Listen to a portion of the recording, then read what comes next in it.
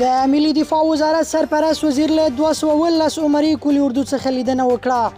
د ملي دفاع وزارت سرپرست وزیر مولوي محمد یعقوب مجاهد د هیواد شمال زون ته د خپل سفر په ترڅ کې کندوز ولایت ته ولاړ او هلته یې د 217 عمري کلي اردو له رهبرۍ مسؤلینو او همدارنګه د یادې کلي اردو اړوند اوومې سرحدي لیوال مجاهدینو سره ولیدل. مولوي محمد یعقوب مجاهد د 217 عمري کلي اردو مجاهدینو ته هر اړخیزه وینا وکړه او زیاته یې کړه چې د صف وحدت، د خپلو امیرانو اطاعت، د اسلامي نظام د استحکام او د خپلو اسلامي او ملي منافعو ساتنې ته ځانګړې پاملرنه وکړئ. مولوي محمد یعقوب مجاهد د کلي اردو رهبري او مسؤلینو ته په خبرو کې ویل چې د خپل افغان ملت د هوساینې لپاره په خپل ټول توان کار وکړئ او د یادې کلي اردو مسؤلینو سره یې ژمنه وکړه چې هڅه کوو